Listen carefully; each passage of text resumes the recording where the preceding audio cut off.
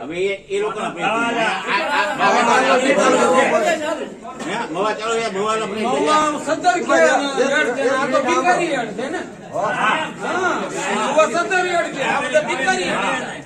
આ જિલ્લો નહીં તાલુકો નહીં જિલ્લો છે આ એ રીતનું થયું ને પેલા આમ તો એક વાત સાંભળો પેલા હવારમાં વાત કરી કે જાહેર હરાજી કરવામાં આવશે બરોબર સાંભળો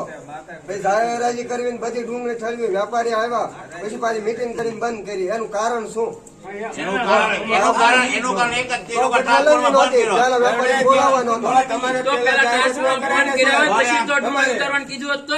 તમારે જાહેર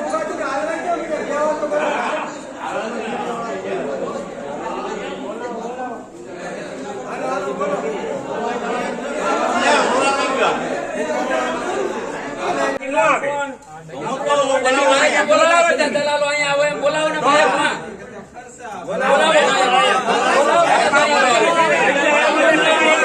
વેપારીએ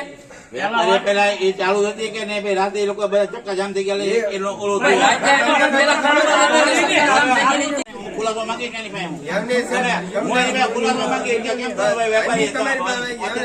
તમને ગોઠેદાર તમે હરાજી શરૂ કરી દો તમને ગોઠેદાર હરાજી બંધ કરી દો તમારી ખેડૂતને હું સમજવાનું ગયો તમે દલાલો નામ આપતા નથી આ દલાલ ઉતારીને ફોન કરીને બોલાવું છું તો તમે એ તમારે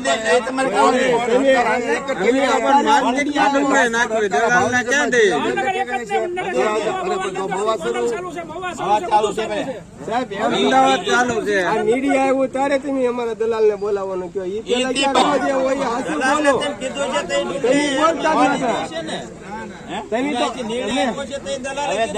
દલાલ વેપારી મળેલા છે ભાઈ કરી દે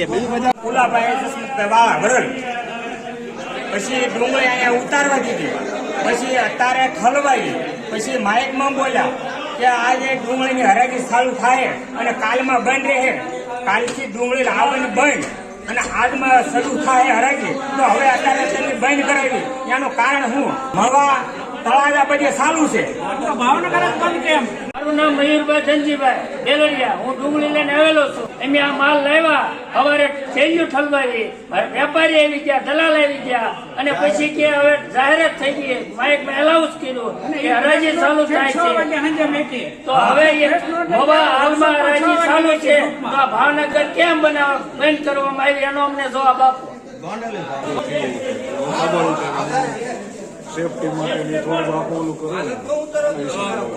ટ્રાન્સપોર્ટની હડતાલ હતી ને એની હિસાબે અમે આવક બંધ કરાવી હતી પણ જે ખેડૂત ભાઈઓના રાતે માલ ભરાઈ ગયા હતા ટ્રેક્ટર વાહનો ભરાઈ ગયા હતા એટલે બધા વાહન આવી ગયા હતા તે વખતે અમે પ્રમુખ સાથે એવી ચર્ચા થઈ હતી કે આ કદાચ કાલ નિકાલ કરી નાખશું પણ કાલ નિકાલમાં આ બધા વેપારી ભાઈઓ ટ્રાન્સપોર્ટમાં ફોન કર્યો ગાડીઓ આપતા નહોતા એટલે વેપારી ભાઈઓ ગાડી ન મળી એની હિસાબે લોકો